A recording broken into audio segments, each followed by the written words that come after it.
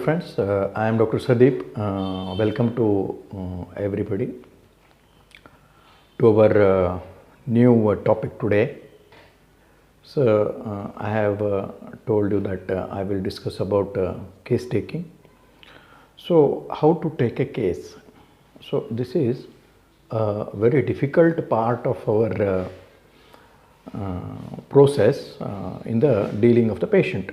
As you know, what we will be doing is, we know all the rules, we know everything, what to collect, how to collect and where to write and everything.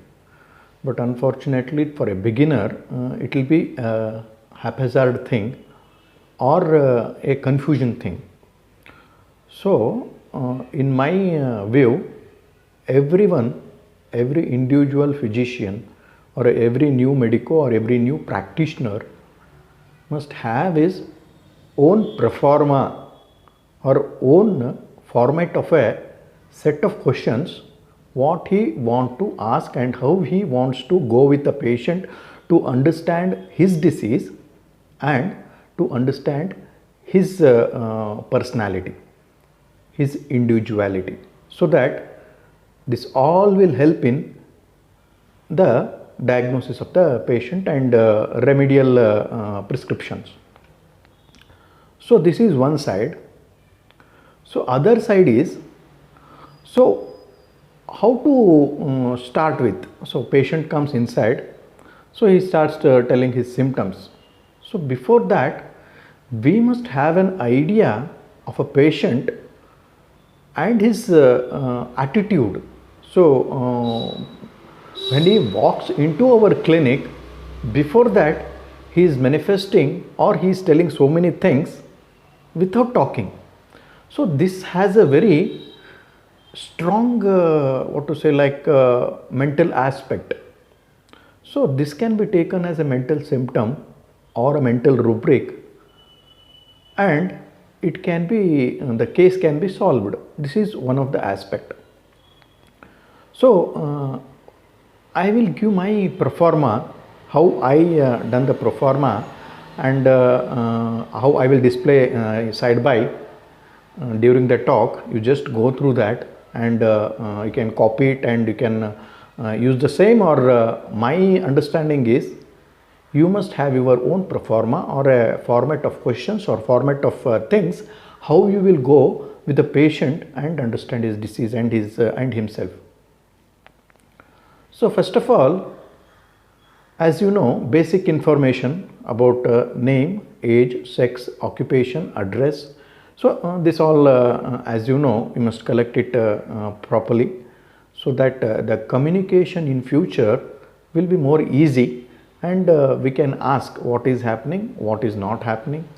So this is one part of the case taking. So second part is very important. So when he comes inside, so he starts telling his chief complaints. The main aspect of a physician, cautious, observing, unprejudiced homeopathic physician, is to note down the symptoms in his own words, patient's own words. This is very important. So there are few things I must clarify to a beginner or a practitioner. So a symptom can be told in many ways. So it might be a direct way, aggressive way, it might be a passive way, it might be an assertive way. So like that, how he makes the statements and how he presents himself when he is telling the chief complaints. So you must observe that. It is very, very, very important. So one aspect is this, chief complaints. So after getting through chief complaints, so next what we will do is, we will go into the mental state of a person or a patient.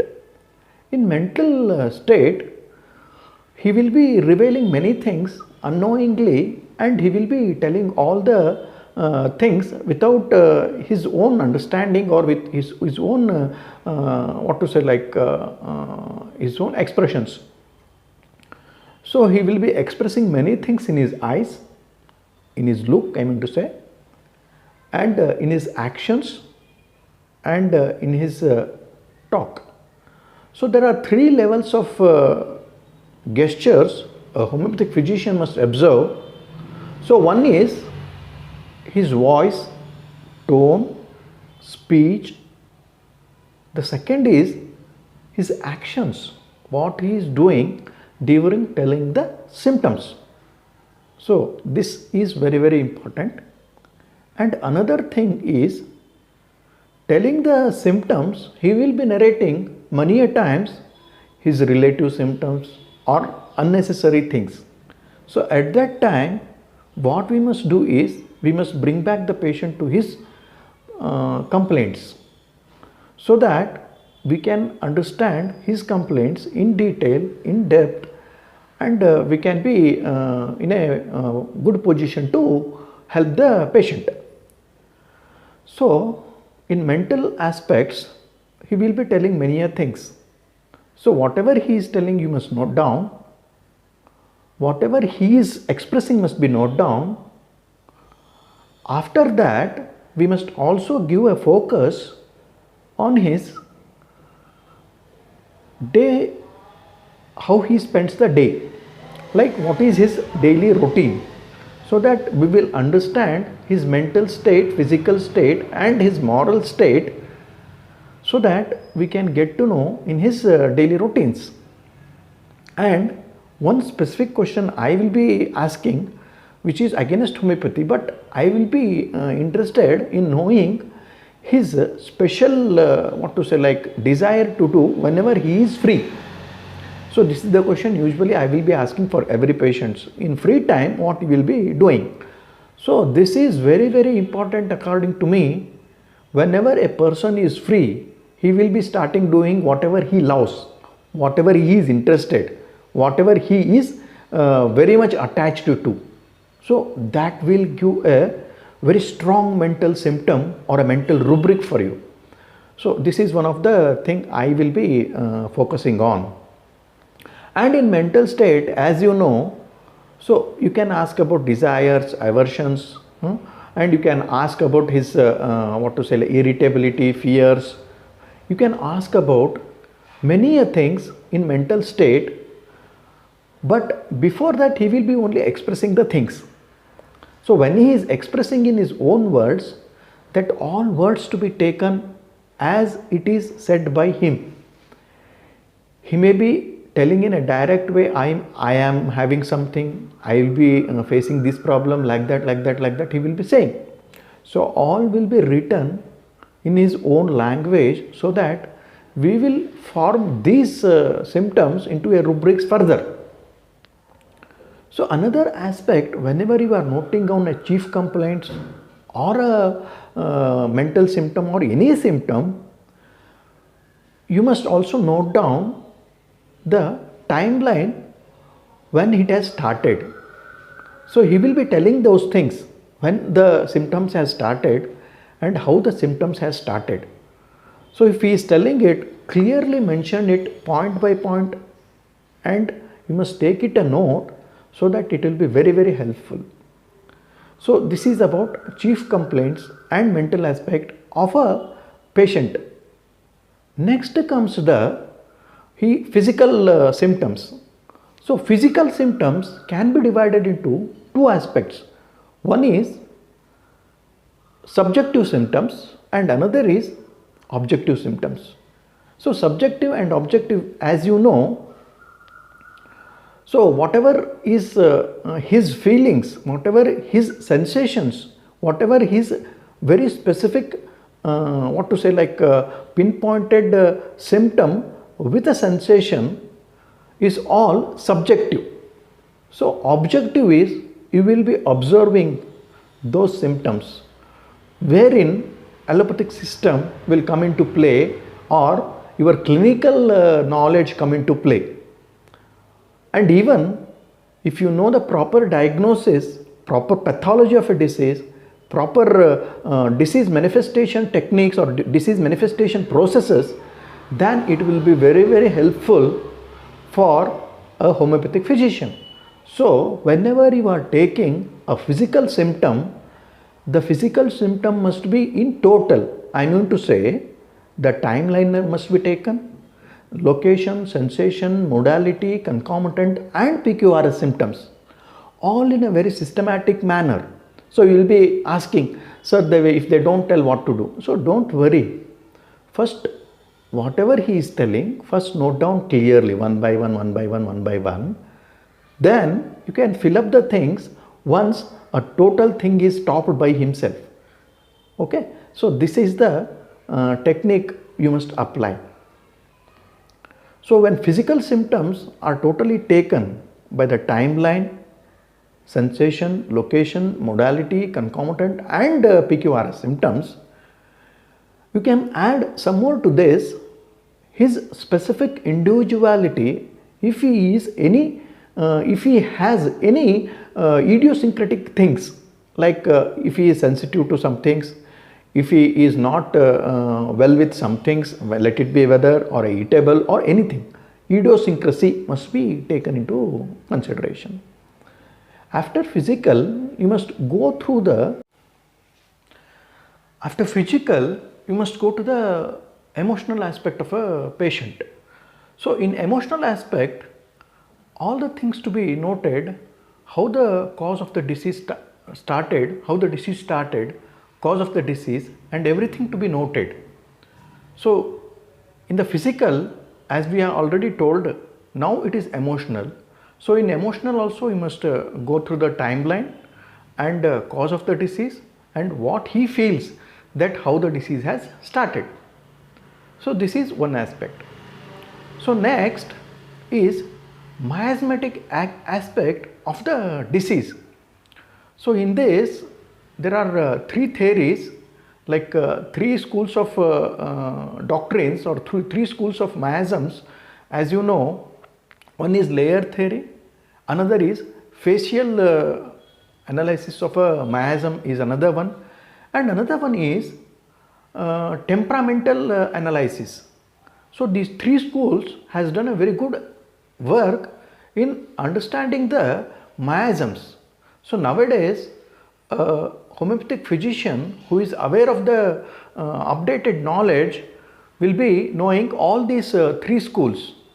Whichever is applicable or whichever is very goodly understanding by you can be taken into consideration, and you must apply to find the miasmatic background of the disease of the patient.